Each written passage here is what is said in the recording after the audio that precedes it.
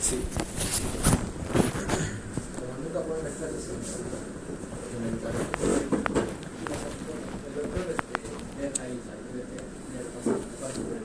Sí, lo tenemos que pasar por el UCB. ¿Por qué no suben el internet? Sí, eso es lo que no entiendo, sería más práctico que lo suba. Pero bueno, en fin. La trombosis, como todas las cosas que hemos venido hablando, es un mecanismo regular dentro del cuerpo que está en balance con otro mecanismo que se llama la hemostasis, ¿no? Primero vamos a hablar de lo opuesto, que es la hemostasis, ¿no? La hemostasis es la respuesta normal de un vaso a una injuria, formando un trombo que sirve para limitar la hemorragia, ¿no? O sea, el ejemplo típico es cuando ustedes se cortan, ¿no? Ustedes se cortan en la piel, un corte superficial o profundo, va a existir una respuesta del cuerpo, una serie de mecanismos que se van a activar a nivel celular y a nivel tisular, que finalmente van a llevar como consecuencia final a la formación de un trombo para ocluir el vaso que está abierto y que está sangrando. Es un mecanismo de defensa típico, porque si no nos desangraríamos, ¿no? Sin embargo, hay un mecanismo opuesto, ¿no? O un mecanismo, en todo caso, exagerado. Fíjense ustedes que la formación de trombos es un mecanismo regular que se va ocurriendo conforme pueden existir algún tipo de injurias en nuestro cuerpo, sobre todo de tipo que se pierda la continuidad, el espacio de continuidad de nuestro cuerpo contra el medio ambiente. O sea, eso regularmente va a ocurrir. Sin embargo, cuando se forma patológicamente un trombo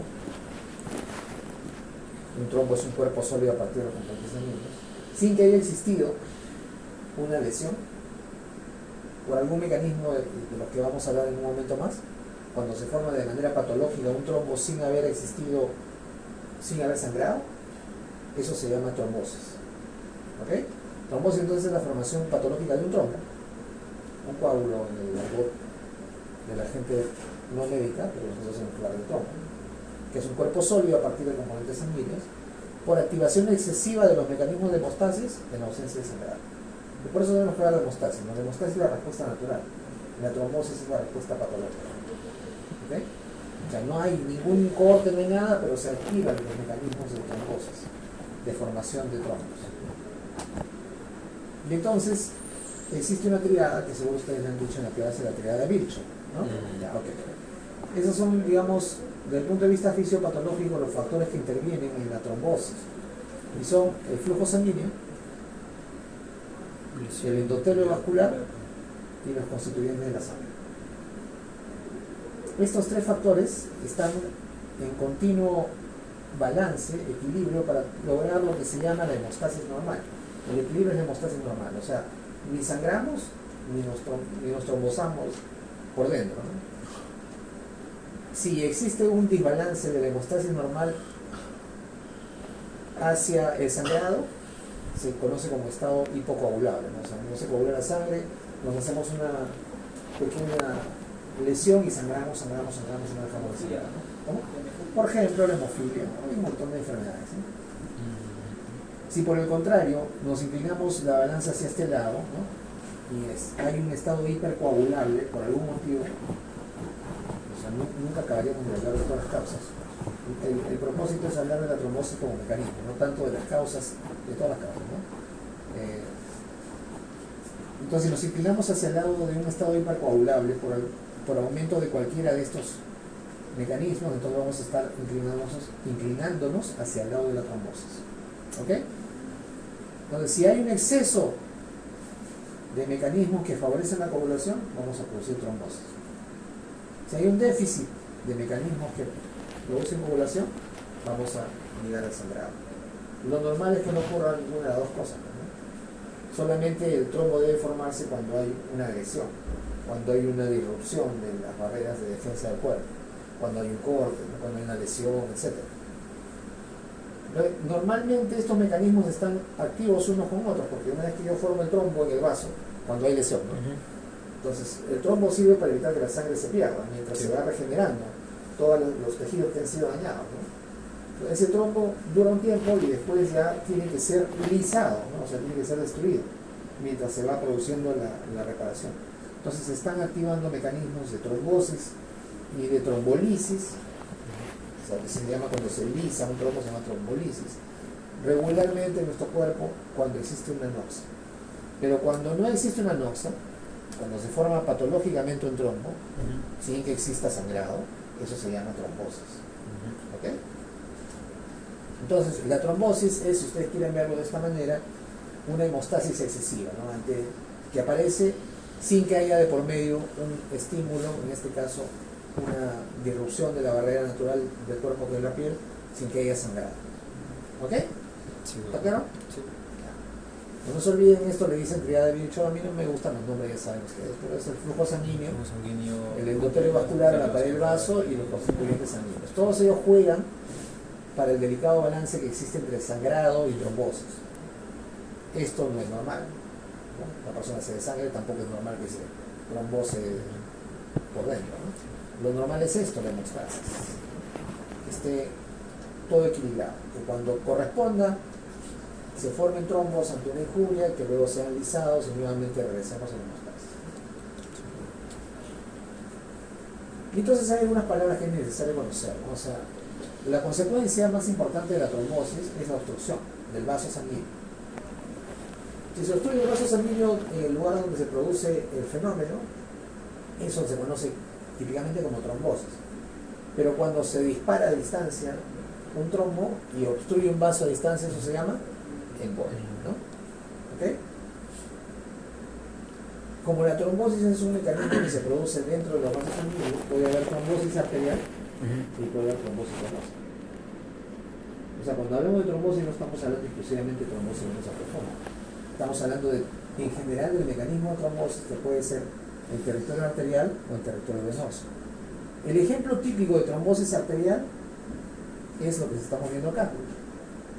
Ante una disrupción de una placa de ateroma, se activan todos los mecanismos de la cascada de la coagulación, se adhieren las plaquetas, se activa toda la cascada de la coagulación en el plasma, se forma fibrina y se forma un trombo y ocluye el vaso. ¿En qué entidad patológica ocurre esto? En el infarto del miocardio. Esa es la fisiopatología del infarto del miocardio, por trombosis. ¿Existen infartos por embolia? Sí, pero son rarísimos. Clínicamente uno no puede distinguir eso. Regularmente los infartos son por trombosis. Entonces, nosotros cuando le ponemos contraste y le hacemos el ritmo cardíaco al paciente, vemos que tiene una obstrucción y después hay una placa ahí que se fracturó y ahí se puso el trombo, ¿no? Y vemos un stop de contraste, no pasa el contraste. Entonces, fíjense ustedes, la obstrucción en el lugar donde se produjo el evento es lo que comúnmente conocemos como trombosis. Sí. Si por ahí acá se produjo el evento, pero la obstrucción es total y se dispara un pedazo de trombo que obstruye un vaso a distancia, eso se llama embolia. Embolia frecuente o mecanismo embólico frecuente, en fibrilación auricular, por ejemplo, cuando se forma el trombo en la aurícula izquierda. Si el paciente no está anticoagulado, se forma un trombo en la aurícula izquierda y de la aurícula izquierda disparada, luego pasa al ventrículo y se dispara hacia arriba, ¿no? Por la fuerza se va hacia los vasos del cerebro y tapa un vaso cerebral, una arteria. Accidente vascular cerebral isquémico por embolia, por fibrilación auricular. Otro ejemplo de embolia, paciente que tiene una placa en carótida, moderada, usualmente son placas moderadas, con alto contenido lipídico, ¿no? Una placa inestable, se fractura la placa, hay trombosis en el lugar, pero no se obstruye, pero esa placa mediana viaja al cerebro y se obstruye. Accidente vascular cerebral isquémico por embolia desde placas en la carótida. Entonces, ambos fenómenos pueden existir, digamos, simultáneamente, ¿no? O sea, no va a haber embolias si que no ha habido previamente trombosis, ¿no? No existen embolias sin trombosis, pero sí puede haber solamente trombosis en el lugar sin embolia, ¿no? ¿Me entiende, no? Sí. Listo, entonces acá un ejemplo de una trombosis arterial típica, que es el modelo fisiopatológico por ejemplo, del síndrome coronario agudo, ¿no? Doctor, una pregunta. Y cuando se habla de émbolo, no de embolia, sino de émbolo. El émbolo es el pedacito de trombo que se dispara. Un émbolo puede ser solamente un trombo, ¿no? ¿Verdad? Puede ser una burbuja de aire también. Claro, o sea, émbolo en general es algo que a distancia ocluye un vaso, ¿no? Puede ser una burbuja de aire, eso se llama embolia gasosa. Entonces toda embolia es una trombosis, pero no toda trombosis. ¿Toda embolia es una trombosis? No. Una embolia puede ser desencadenada por una trombosis, pero yo puedo tener una embolia introduciendo un agente externo al torrente sanguíneo, por ejemplo aire. Ya vamos a ver un video en inglés, pero está subtitulado, para clarificar un poco las cosas que se hacen un poco difíciles de explicar, que tienen que ver con la cascada de la coagulación y esas cosas, ¿no?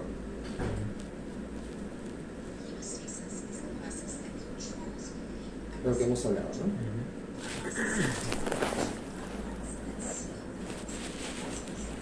Ahí se formó el trombo, ¿no? Que normalmente va a evitar la pérdida de sangre. Hemostasis, ahí se activa, se rompe la sangre, es normal lo que debe ocurrir.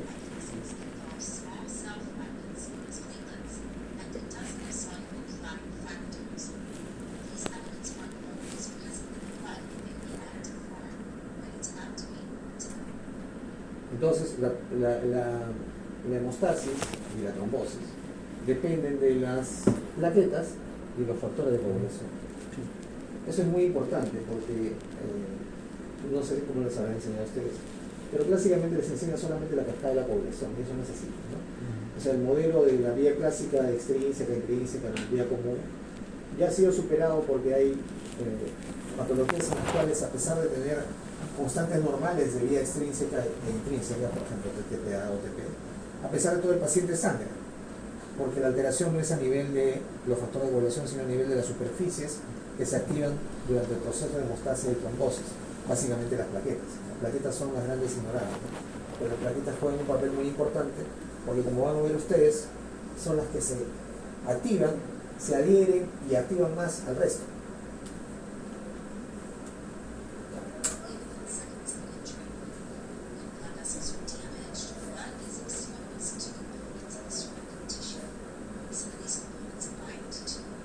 Las plaquetas se activan, ¿no? Y se ligan cuando se ligan al colágeno que está por fuera del vaso, y al factor de von Willebrand, que es un factor soluble, ¿no? Entonces se activan para, miren ustedes lo que va a formar.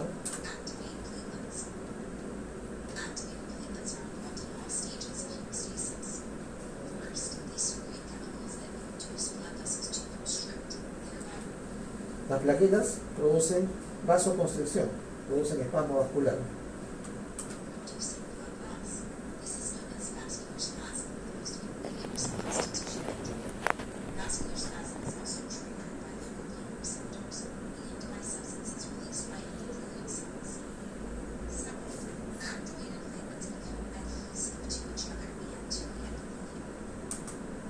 O sea, además de secretar sustancias vasoactivas, entre ellas, al estar activadas, no he puesto aquí, pero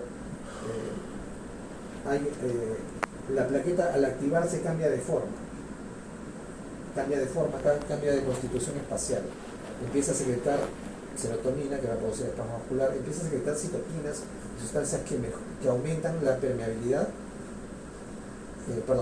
que aumentan la agregación plaquetaria, o sea, activa otras plaquetas, ¿no?, que vienen en el torrente sanguíneo porque están en la sangre, ¿no?, y empiezan a agregarse para formar el trombo.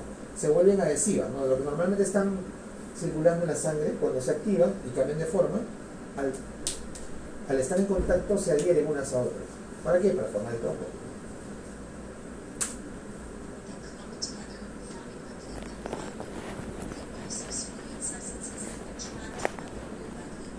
Ahí está. Eso es lo que secreta, ¿no? ADP, trombosana 2, y eso hace que las que están circulando vengan y se adhieran. Fíjense ustedes, en este primer trombo o tapón plaquetario están básicamente plaquetas y glóbulos rojos.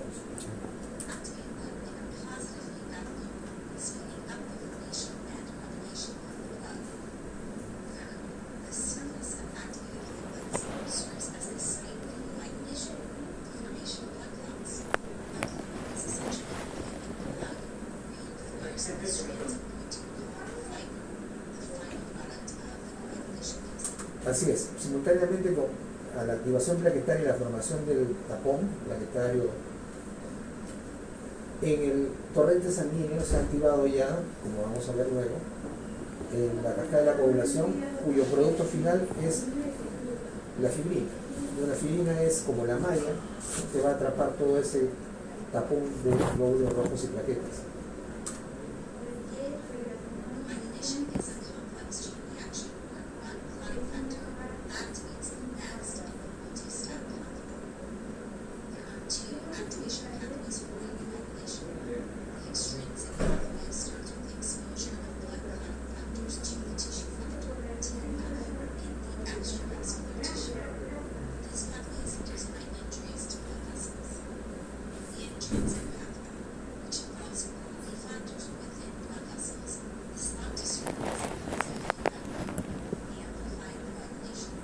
Así es, el concepto actual es que el proceso, eso está en uno de los artículos que están en la carpeta que les he puesto. El concepto actual de la coagulación es que es un proceso que tiene 3 fases que no son que sean secuenciales, sino que están superimpuestas unas sobre otras. La fase de inicio, típica, que es por el factor tisular, que activa lo que conocemos como vía extrínseca. La fase de amplificación, como es aquí, ¿no? Por la vía conocida como intrínseca, y la fase de propagación. Todos estos procesos que nosotros los hemos aprendido, ustedes y yo, como que son secuenciales, que efectivamente son secuenciales, pero además están superimpuestos. En algún lugar se está activando la vía extrínseca, en otro lugar la vía intrínseca. Tanto en el plasma como en la superficie de las plaquetas, que es donde finalmente juega un rol preponderante en toda la formación del tronco, ¿no?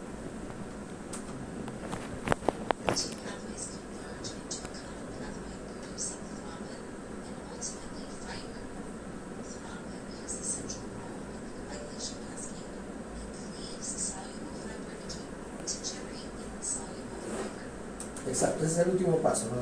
de ambas vías. La trombina activada activa el fibrinógeno, que es soluble, o sea, está nadando ahí en el plasma, y lo vuelve fibrina, que es insoluble. Esa fibrina es la que se pega al trombo y atrapa más, lo hace más estable, ¿no? Otra vez, ¿no?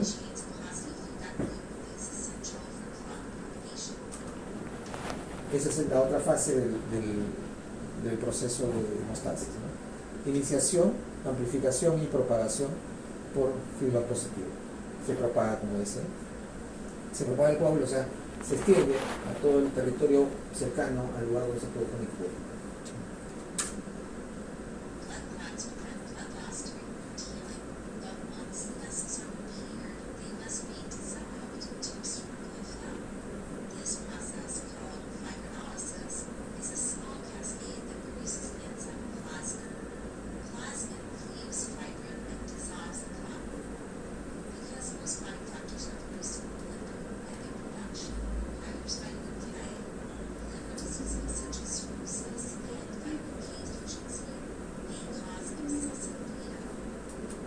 Es importante, ¿no? O sea, cuando nosotros tenemos alargamiento de los tiempos de un paciente cirrótico, por ejemplo, alargamiento del tiempo de protrombina, es porque faltan factores de coagulación.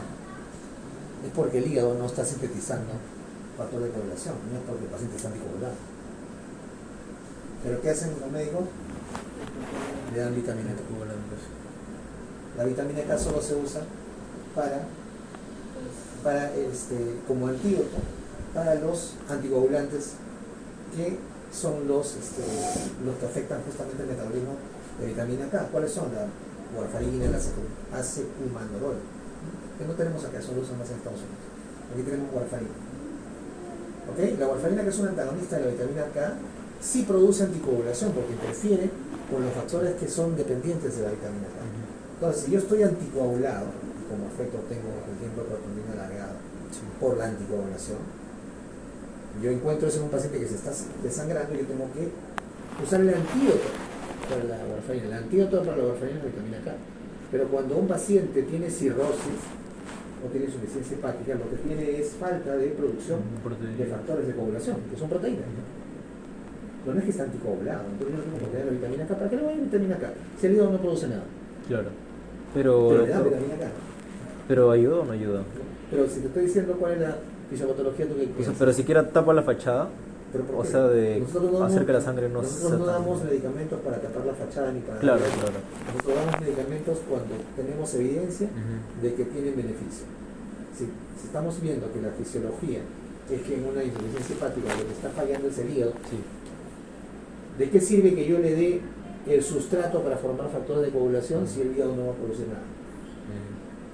¿Sirve de algo o no? No, pues no sirve de nada. Ni Pero los siquiera- médicos le siguen dando vitamina K al paciente con cirrosis. Ni Bueno, siquiera a corto plazo, doctor. ¿pero por qué? Si no va a hacer No nada del soluciona el hígado. problema. El paciente tiene ese problema porque el hígado no funciona. ¿Qué tengo que hacer? Si quiero ayudarle con la coagulación y está desangrando, tengo que darle factores de coagulación. Concentrado de factores de coagulación. Hoy le doy Existe. plasma nada más. Aquí le dan plasma porque no tiene Plasma concentrado de congelado. factores, ¿no?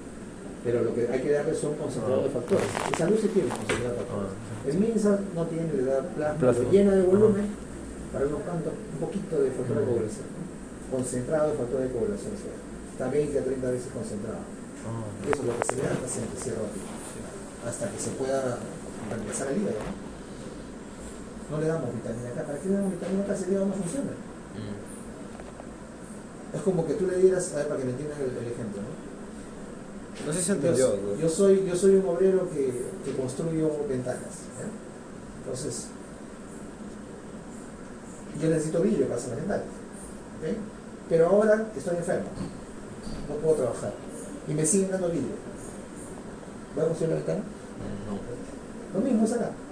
El hígado está enfermo, no produce las ventanas y le siguen dando vidrio, que es vitamina K. No va a ser la ventana.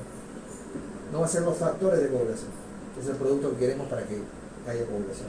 En este caso el paciente se sangra, ¿no? Se desangra. Doctor, ¿y cómo puedo diferenciar yo si es por deficiencia de vitamina K o por problema del hígado, insuficiencia hepática? Por el historia del paciente. Porque al final vas a ver lo mismo, tiempo de protomina de verdad. Para eso tienes una historia. El paciente tiene cirrosis. Ah, ya, por eso.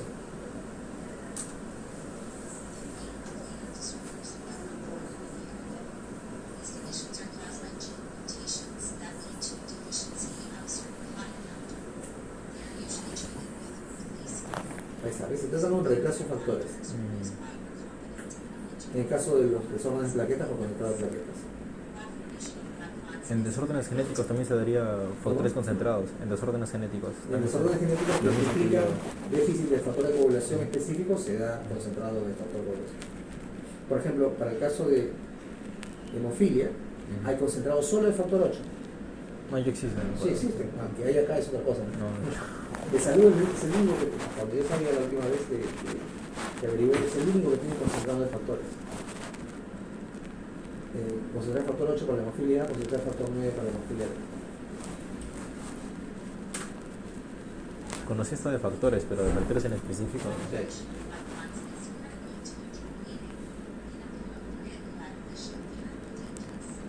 Ahí está, ¿ves?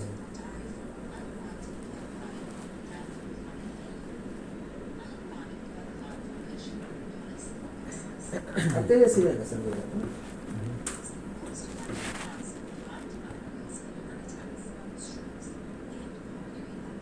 Pero me molesta mucho.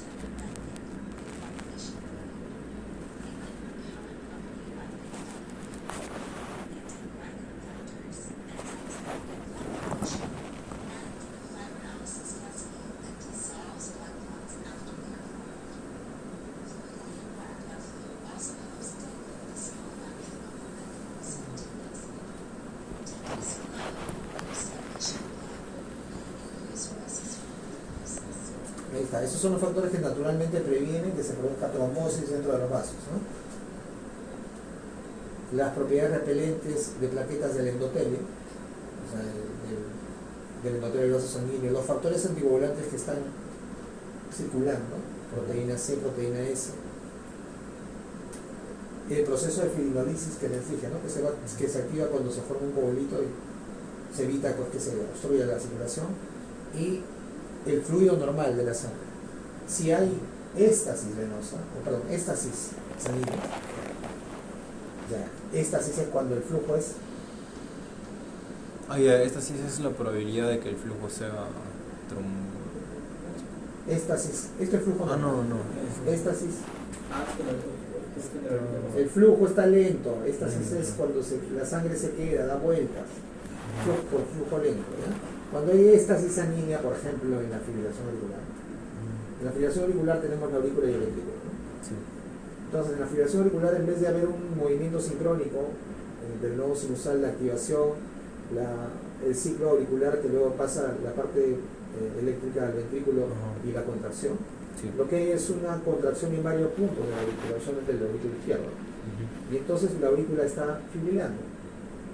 Como la frecuencia es muy alta, no pasa todo pues al ventrículo. Entonces, de vez en cuando hay un latido, pero es completamente irregular. Entonces, la actividad irregular eléctrica y mecánica de la aurícula hace que sea más lento el flujo, sobre todo en un área de la aurícula que se llama la orejuela. Entonces, en la orejuela el flujo es súper lento, y eso incluso se ve por ecografía, pero transesofágica. El flujo se hace mucho más lento y ante esta inestabilidad eléctrica que produce alteración en la contracción, se pueden formar coágulos, trombos dentro de la orejuela en la aurícula izquierda. Ya les expliqué, ¿no? Esos coágulos después pueden ser disparados, pasa la aurícula al ventrículo, lo disparan hacia arriba, embolia cerebral. ¿Okay? Entonces, cambios en el flujo normal de sangre también son factores de riesgo para formar trombos, ¿no? Por eso es que la inactividad, la inmovilización también es factor de riesgo para formar trombos, sobre todo en la parte venosa. ¿Ok?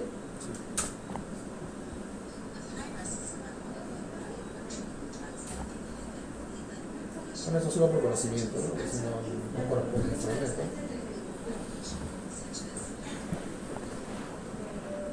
¿Listo? ¿Claro todo? Sí. ¿Alguna pregunta? La diátesis, doctor, ¿qué viene a ser la probabilidad de que se desarrolle ¿La qué? un trombo? La diátesis. Diátesis, no sé cómo lo han conceptado ustedes. ¿Qué les han dicho?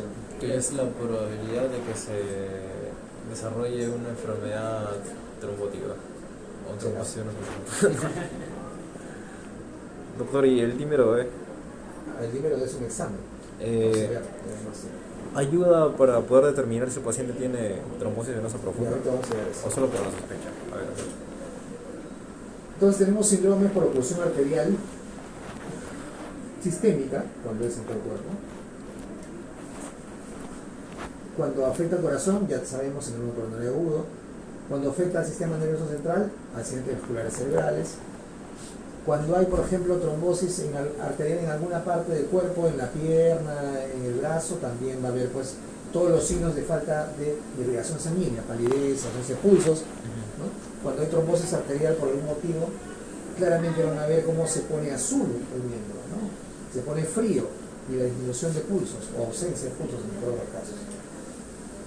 Cuando nosotros hacíamos cateterismos por vía radial, pero por disección, ahora se hace por punción, pues, por vía braquial, no por radial. O sea, disecábamos aquí donde estaba la arteria braquial y entrábamos a cateterizar el corazón. Eso se hacía, o yo lo hacía cuando era residente. Y después ahí nomás ya apareció la vía por punción radial y ya actualmente la mayor parte de procedimientos de hemodinámica se hacen por punción y por radial, con catéteres especiales, ¿no? Entonces, cuando yo hacía este tipo de procedimientos, cuando hacíamos ahí en la residencia, siempre teníamos que estar atentos porque como estamos invadiendo una arteria, es posible que se fueran ahí algunos trombos por haber metido un catéter, no más de un catéter, ¿no? Y teníamos que estar vigilantes luego del procedimiento, primero porque teníamos que suturar la arteria. Entonces, si la poníamos muy apretada, tapábamos el flujo. Si la poníamos muy suelta, sangraba. Entonces teníamos que conocer el punto exacto. Y segundo, ver que no haya trombo, ¿no? O sea, de repente por ahí había algún trombito que se quedaba y después de que acababa el procedimiento embolizaba y lo que veíamos era eso, ¿no? Trombosis arterial traumática. Y no se olviden, cuando hay trombosis arterial usualmente es aguda, ¿no? Usualmente es aguda. Está relacionado usualmente con algún procedimiento invasivo o con algún traumatismo, en el caso de trombosis arterial, y que sea, digamos, en un miembro inferior o superior, ¿no? La oclusión venosa sistémica aguda trombosis venosa puede estar también por todo el cuerpo. Puede haber trombosis intestinal, puede haber trombosis en el sistema de la vena porta, en las venas suprahepáticas. Eso tiene un nombre, se llama síndrome de Bad-Fly. Puede haber trombosis cerebral en los senos venosos. En general, como ustedes ven aquí, puede haber trombosis por todos lados. Y lo clásico en la trombosis venosa es la trombosis venosa en los miembros, ¿no? Entonces vamos a ver un poco de trombosis venosa profunda, que seguramente es lo que van a hablar en la clase, ¿no? Sí. Porque embolia pulmonar se trata ya cuando se habla hay un seminario sobre eso. Vamos a hablar sobre trombosis venosa profunda. Típicamente, uno describe la trombosis venosa profunda como la trombosis de los miembros inferiores y hace una división como trombosis proximal por encima de la vena poplítea y trombosis distal, que se refiere a las venas por debajo de la poplítea, son las venas de la pantorrilla. ¿Okay? ¿Cuál es la que está asociada más con embolia pulmonar? ¿La trombosis venosa proximal de los miembros inferiores o distal? La próxima. Proximal. La próxima. Confusión. La proximal. Es la única que tenemos que anticoagular, ¿ya? Sí. Así que si les dicen trombosis en las venas de la pantorrilla, etcétera, eso no tienen que anticoagular. Lo único que tienen que anticoagular es lo que está por encima de la vena poplítea. Femoral profunda, especialmente, ¿no? Femoral profunda hacia arriba, ilíaca, peor todavía. Cuanto más cerca estén, peor, más riesgo hay de embolia pulmonar. ¿Por qué? Porque están las circulaciones de los miembros hacia el corazón, ¿no? Entonces, el trombo viaja en este sentido hacia el corazón, hacia qué cavidad del corazón. Hacia la aurícula. ¿Cuál de ellas? La derecha. La derecha, pero ¿cómo va a ser a la izquierda? De la izquierda se pasa al ventrículo izquierdo y del ventrículo izquierdo se va al cuerpo. ¿Quiénes llegan a la aurícula izquierda? Las pulmonares. ¿Qué cosa? ¿Las qué? Las venas Las pulmonares. venas pulmonares. ¿Cuántas son? Dos, pero Cuatro. son cuatro. Dos superiores y dos inferiores. Ah, sí, sí. Pero son rojas. O sea, que anatomía no veo. No les estoy repasando anatomía porque supongo que saben poco, pero ya veo que no. En la aurícula izquierda llegan las venas pulmonares. A la aurícula derecha, A la aurícula derecha las venas cava superior e inferior. muy bien, vena cava superior y vena cava inferior. ¿Okay? Ya, entonces la circulación venosa va desde la periferia hacia el corazón. La parte inferior o la circulación venosa de la parte inferior desemboca en la vena Cava superior. cava inferior y la vena cava inferior desemboca en En la aurícula derecha. la aurícula derecha. La circulación venosa de la parte superior del cuerpo desemboca en la Vena cava superior. vena cava. Por eso hay un síndrome de la vena cava superior. Y la vena cava superior desemboca en la Aurícula derecha. aurícula derecha. ¿Ok? Entonces, toda trombosis venosa de los miembros inferiores, la que está relacionada con la embolia pulmonar es la trombosis proximal. Es decir, por encima de la vena poplítea. Si quieren, de la rodilla para arriba. Sí. ¿Ok?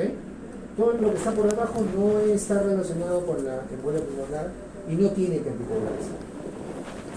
Pero ahí ven ustedes, ¿no? Pacientes con una trombosis, una tromboflebitis, de la rodilla para abajo están anticoaguladas por gusto. Y el doctor dijo que sí había una excepción donde sí tenía que anticoagularse cuando pasaba la rodilla. Claro. Cuando pasaba la rodilla. ¿Cuál? El edema. ¿El cuál? O sea, la hinchazón subía más a la rodilla, así dijo que se tenía que dar anticoagulante. La anticoagulación solo se hace cuando la trombosis es proximal. Yo no voy a determinar clínicamente, o sea, mirando cómo está la hinchazón en lugar de la trombosis. Pero, y eso sí es cierto, ¿no? Si la trombosis es más proximal, ¿cómo es el edema? ¿Más distal o más proximal? Si la trombosis es proximal. Más proximal. Si por ejemplo se obstruye la poplítea, ¿ya? El edema va a estar ¿de dónde? ¿Para acá o para acá? ¿Cómo es el sentido de la circulación? ¿O el edema va a estar acá? ¿Cómo es el sistema del sentido de la circulación? De acá para acá, ¿verdad? Ujú. Ya. Si yo obstruyo acá, ¿dónde va a estar el edema? Ah, entonces se va todo a concentrar acá. No. Si ustedes colocan un torniquete, ¿dónde va a estar el edema? ¿Para acá o para acá? Para Acá pues, la zona distal, porque yo estoy cortando el La flujo obstrucción. desde aquí para acá. Entonces, si la obstrucción es poplitea, o sea, a nivel de la rodilla, el edema va a estar de la rodilla para abajo. Sí. Si la obstrucción es más alta, si digamos en el ilíaca, toda la pierna va a estar hinchada. O sea, por eso es que le dicen, cuando se hincha toda la pierna, es más probable de que la obstrucción sea más alta. Es simplemente por el nivel de obstrucción. ¿Ok? Claro, si yo veo toda la pierna hinchada, yo supongo clínicamente que la obstrucción es más alta. Sí. A eso probablemente se refiere, ¿no? O sea, cuando el edema está por encima de la rodilla. Claro. El edema está por encima de la rodilla, pues claramente porque la obstrucción es más arriba. Si el edema está por la rodilla o de la rodilla para abajo, puede ser a nivel de la poplita. O puede ser en alguna de las piernas más abajo. Entonces, el nivel, lo único que nos va a dar el nivel es la ecografía. El problema es que la ecografía es operador dependiente, ¿no? Y no siempre tenemos que llegar a la ecografía para hacer el diagnóstico, como ustedes van a ver. El problema con la trombosis venosa profunda claramente son sus complicaciones a mediano y a largo plazo. Puede haber síndrome postflevítico, eso significa que la zona que quedó trombótica tiene luego circulación lenta, se queda obstruida crónicamente, ya empieza a tener cambios la piel, ¿no? Puede haber úlcera, todo eso es síndrome postflevítico, ¿no? Si hubo embolia pulmonar, esa embolia pulmonar y no ha sido tratada puede hacer múltiples émbolos al pulmón. Y al hacer múltiples émbolos al pulmón va a producir varios defectos de perfusión pulmonar. ¿Sí? O sea, son las que están ventiladas pero que no están irrigadas. Ese es un defecto de perfusión. Y entonces estas zonas que están ventiladas, o sea, llega aire, pero no están irrigadas porque están tapadas por los coágulos que fueron enviados, finalmente van a contribuir a aumentar el shunt pulmonar de zonas que no están oxigenadas. Y eso, como consecuencia a largo plazo, va a producir hipertensión pulmonar. Es más, eso tiene un nombre específico, se llama hipertensión pulmonar tipo 4. Eso lo vamos a ver cuando veamos corazón intensivo. Además, la embolia pulmonar, que es la consecuencia directa de la trombosis venosa profunda, por sí sola produce muerte del 1 al 8% de los pacientes afectados. Se considera desde el punto de vista fisiopatológico que la trombosis venosa profunda y la embolia pulmonar son una misma entidad, solamente que se presentan en diferentes partes del cuerpo y una es consecuencia de la otra, ¿no? Sí. Trombosis venosa profunda para nosotros siempre va a ser igual a alto riesgo de embolia pulmonar. O sea, si yo encuentro un paciente de trombosis venosa profunda, yo debo pensar o que ya embolizó o que está por embolizar. ¿Okay? Ese es, digamos, el pensamiento desde el punto de vista práctico, ¿no? Ahora, tengo que saber si realmente tiene trombosis venosa profunda, ¿no? Claro. Entonces hay un montón de signos y síntomas que clásicamente se describen, pero que no sirven para nada, ¿no? Todo lo que está escrito acá, hipersensibilidad, hinchazón, asimetría, venas superficiales palpables, perdón palpable, signo de Hoffman, signo de Olo, no sé qué miércoles más, todo con nombre propio, eritema de la piel, temperatura de la piel, eso es lo que dice la literatura clásica, ¿no? Este es el signo de Hoffman, ¿no? O sea, en realidad está un poco flexionada la rodilla, es con extensión de la pierna, uno hace dorsiflexión plantar de esta manera, y se supone que esto debe desencadenar dolor. El signo de Orlock es, no lo he puesto porque la verdad es que tampoco tiene sentido, es presionar en la parte gemelar, ¿no? Y desencadenar dolor con la presión, presionar contra la superficie ósea, o sea, algo más o menos así. Así. Y el signo de Hoffman es esto.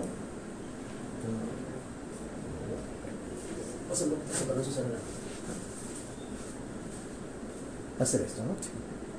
Pero con toda la mano acá, no doblar los dedos, ¿no? Sino doblar todo completo para no producir dolor. Solamente que se flexione la articulación de aquí. ¿Ok? Ya, ¿quieres hacer mucho clásico? ¿Sí o no sirve así una famosa? Es secundario, o sea, aumenta un poco. Nos pasaron su especificidad y. Eso es lo que les han dicho. ¿Y no les han hablado del LR de Sinohomas? ¿El LR? No, pero sí que su especificidad y sensibilidad no eran muy altas. Ya, pero eso no. Pero ustedes no han aprendido a calcular la posibilidad de aumentar el diagnóstico con sensibilidad y especificidad. No sirve la No, es sensibilidad. que hoy no hemos llegado a eso. Solamente nos muestran a veces la sensibilidad. Ya, acá está, pues eso está en el libro del Magui. No sé. Cualquier aumento o hinchazón del tobillo, 1.2 de positivo. Más de 2 centímetros de asimetría en edema del tobillo, 2.1. Y si ustedes se dan cuenta, lo que más, el más alto. Ay, más. El de mayor 2 centímetros, ¿no? Miren, hinchazón de la pierna completa, lo que les decía yo. Así, 1.5 del R positivo. Dilatación superficial venosa, 1.6. Ah, del cordón también. El cordón venoso, es el cordón venoso. Eritema, no significativo. Tromboflebitis superficial, no significativo. Aumento de la sensibilidad a la palpación, no significativo. Doctor, cuando no es significativo se refieren a El que... que está por 1 más o menos. Ah, ya. No cambia, pues, o sea, No si sirve. está presente Ajá. o no te sirve para nada. Frialdad de la piel, asimétrica, no sirve tampoco. Calor asimétrico, 1.4. Cordón palpable, no sirve.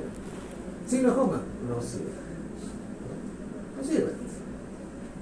Y para el LR negativo, o sea, cuando están ausentes los signos, tampoco ayudan mucho. No ayudan a descartar nada. No ayudan a descartar nada. 0,5, 0,8, 0,9, ninguno por debajo de 0,5. Y ese es el resumen, ¿no? Ya saben ustedes cómo leer eso, ¿no? El LR positivo, los únicos que nos sirven en realidad son todo aquello que esté por encima de 5 y por 10 ya nos dan diagnóstico, ¿no? Lo mismo que el LR negativo. Todo aquello que esté en menos de 0.2 nos sirve, pero en realidad lo que nos excluye el diagnóstico Es es cuando está a 0.1. Puede pasar otra forma. Entonces miren ustedes, todos están en el rango de que no nos sirven para nada. Es decir, los signos individuales no sirven para el diagnóstico. Por eso es que cuando ocurre esto, con mucha frecuencia en una serie de patologías lo que utilizamos son los scores clínicos. Los scores clínicos, o los scores de predicción clínica, mejor dicho, sirven para nosotros tomar en cuenta varios aspectos semiológicos de la enfermedad y aumentar el poder de predicción de cuánto es la probabilidad de que el paciente tenga la enfermedad. ¿Okay? Esto es antes de ir, aquí de todas maneras, nosotros tenemos que ir a una prueba adicional de diagnóstico. Entonces, porque fíjense ustedes el valor ínfimo que tienen los signos por sí solos. Y en todo caso, los que sirven un poco, ninguno de ellos, a las justas, uno de ellos está en 2.1 del R positivo. ¿Cuánto nos sube un 2 de LR positivo? 15%. 15% de probabilidad. ¿Ok? Y entonces, juntando varios signos clínicos, juntando varios de estos, con otras características que no están aquí, uno puede alcanzar un poder predictivo mayor. Y entonces para eso se utiliza el score de Wells para la probabilidad pretest de trombosis venosa profunda. Ojo, tiene que ser ese, el score de Wells para la probabilidad de trombosis venosa profunda. ¿Por qué? Porque hay un score de Wells para embolia pulmonar. ¿Okay? Entonces no se confundan, este es el score de Wells para trombosis venosa profunda. Que tome en cuenta factores de riesgo, signos y si hay o no un diagnóstico. ¿Cuáles son los factores de riesgo que se utilizan en el score de Wells? Cáncer. ¿Por qué? Porque el cáncer está relacionado con trombosis. El cáncer es un estadio protrombótico. ¿Ok? Es un estado protrombótico. Por eso es que el cáncer está considerado aquí como factor de riesgo, está en el score. Parálisis, paresia o inmovilización de las extremidades inferiores recientes. ¿Por qué un paciente podría estar inmovilizado de las enfermedades inferiores, de las extremidades inferiores? Porque está hospitalizado mucho tiempo. Porque le acaban de operar en la cabeza, le acaban de operar en la rodilla. Por eso es que esos pacientes hacen trombosis venosa profunda. Otro factor de riesgo que tiene su puntaje. Está bien fácil, todos sumamos. Sí. Aquí está también, ¿no? Descanso en cama reciente de más de 3 días o cirugía mayor en las últimas 4 semanas. ¿Ok? Sí. Entonces cualquiera de ellos son factores de riesgo, tienen un punto cada uno. Los signos. Hipersensibilidad localizada a lo largo de la distribución del sistema venoso profundo. O sea, de la rodilla hacia arriba. Un punto. hinchazón de la pierna completa, ¿no? Por eso es que hinchazón de la pierna completa sí vale, un punto. Hinchazón asimétrica del tobillo, más de 3 Más centímetros todavía. de diferencia, 10 centímetros por debajo de la tuberosidad tibial. Edema asimétrico con fovea. Venas colaterales superficiales, pero no varicosas. Un punto. El cordón venoso. No, cordón venoso no. ¿Cuál padre?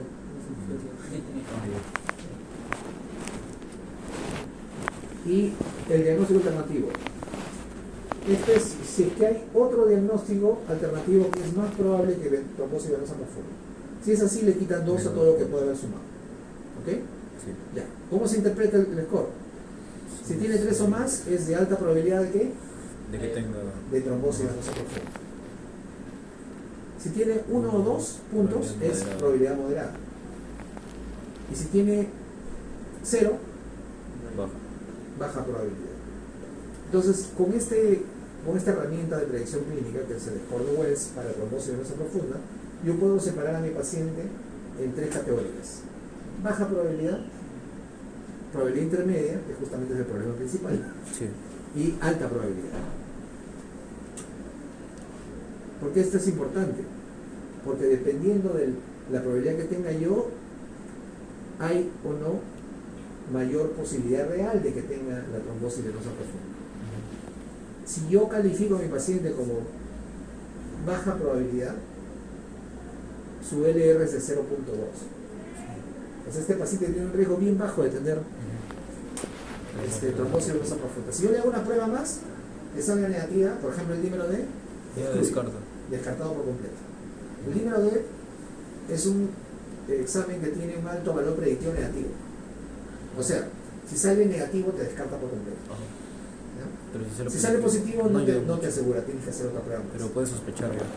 Si sale positivo, por ejemplo, vamos a ver todos los escenarios, ¿no?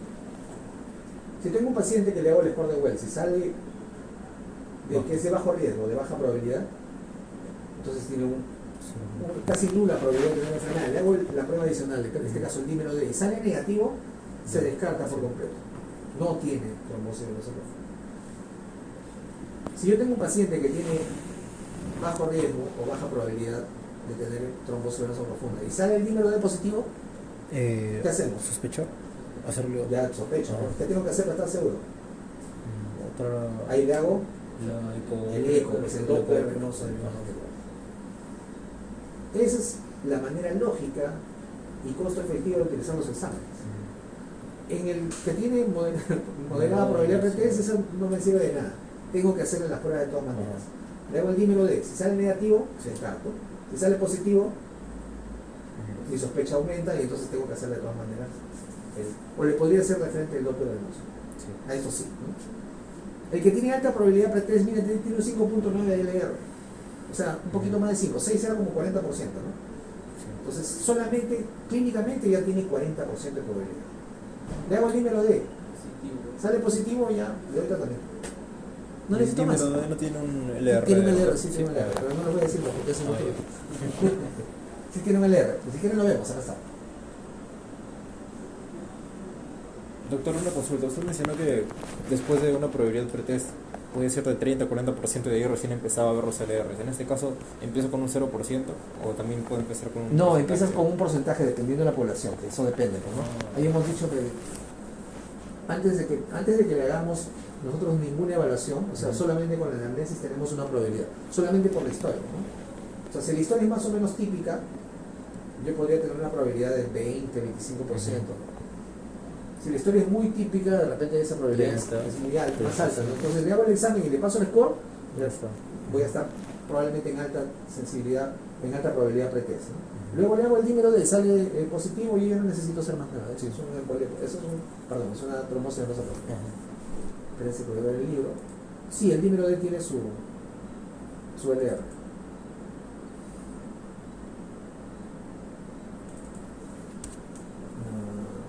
Entonces, imagínense ustedes que hacen la evaluación del paciente que tiene, por ejemplo, un 15% de probabilidad o 20% de probabilidad solamente con la anamnesis de tener trombosis venosa profunda. Le hacen el score de de Wells y le sale alta probabilidad, ¿ya? Alta probabilidad clínica de tener trombosis renal profunda. Eso significa un NR de 5.9, casi 6. Eso aumenta más o menos 40%, ¿verdad? O sea, que ven que estamos yendo a 60. ¿Ok? Ya estamos en 60. Ojo ahí.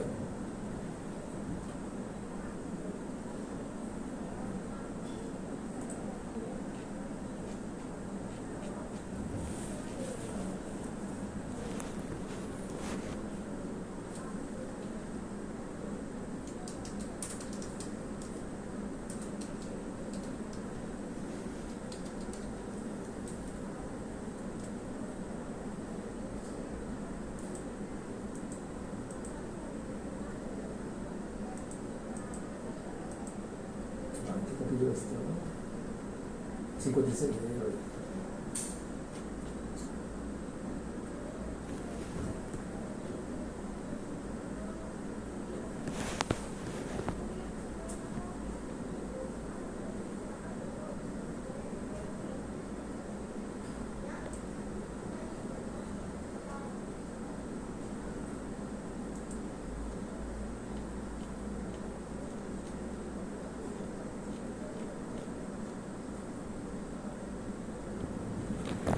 Ya, este es el score de Wells.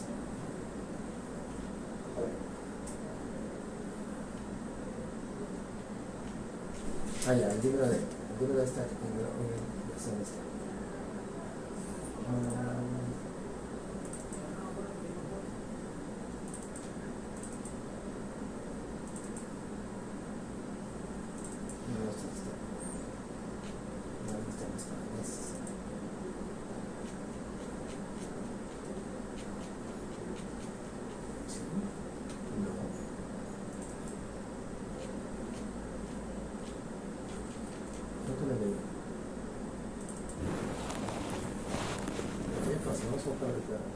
En internet.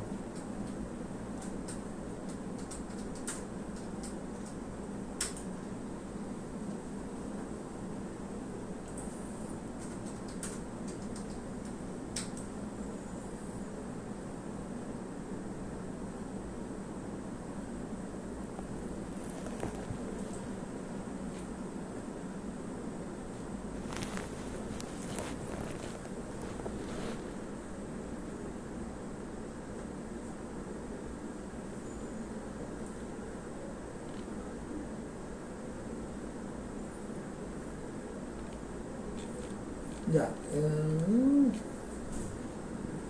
36%. No, eso es sensibilidad, especificidad. Quiero LR frente a más. Es una reacción rara.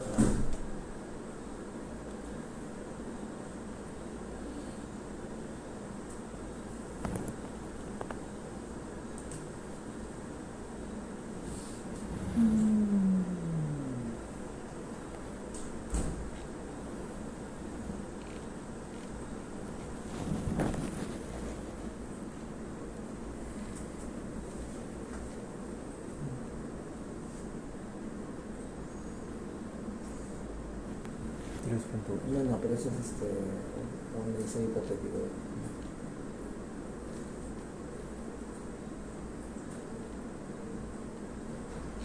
No, esto es solamente una revisión de la cosa que no se ha aplicado. Yo lo he leído en alguna parte eso.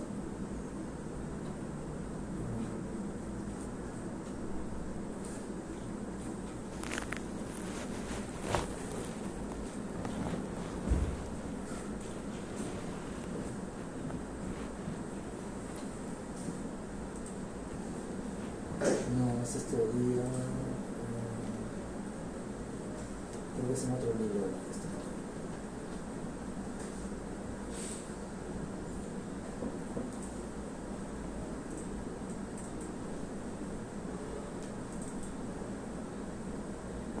Ah, ya, casi.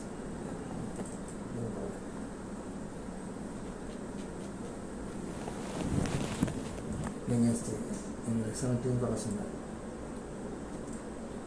Vean este capítulo, está bien interesante. LR18 y aquí están los LR del dímero D. Ya, miren. El LR positivo del dímero D para pacientes con baja probabilidad pretest es 4 y el LR negativo es 0.2. O sea, si suma, es mediana. Claro. Para el moderado es 2.4, el LR positivo y el negativo es 0.23. Ya no suma. ¿no? Y para el alto es 1. ¿Qué? Está llegando a la supervisión. ¿Qué cosa quieren que nos pongamos eso?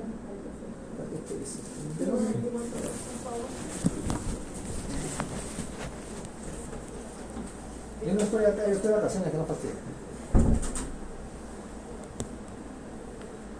Quédate con seguro y yo le toco la puerta cuando llegue. ¿Cuáles son sobres?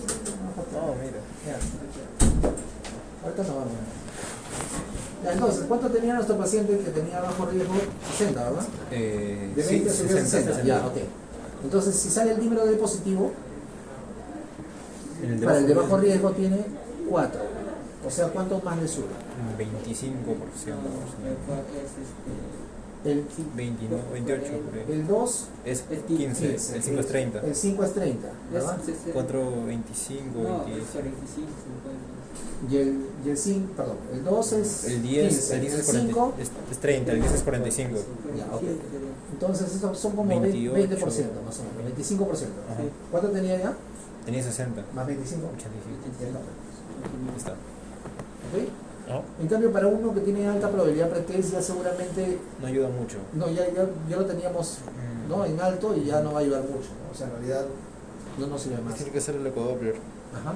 No, ya no, pues si tú Ya. tienes alta probabilidad y sale el dímero D positivo, ya está el diagnóstico. Ya no más. Ah, te da un poquito más, como que lo suficiente ya para confirmarlo. Exacto. Ah, sí. 1.7, como 10%. ¿Ok? Sí, sí. Ya, eso está en este capítulo del examen clínico 18, ¿no? Capítulo 18. 18. Son libros que tienen ustedes ahí. ¿Qué más? Lista, pues, ¿no? O sea, eso es lo que ya no vamos. Escapa. Perdón, lo que tocamos antes de terminar la sorpresa. ¿Quién va a ver, doctor? No sé, no me interesa. Sí, porque en piso estaba. Ah, sí, en el piso de Entonces, razón. está- Aunque ayer y hoy les estaban molestando con Ajá. el gorro de enfermera.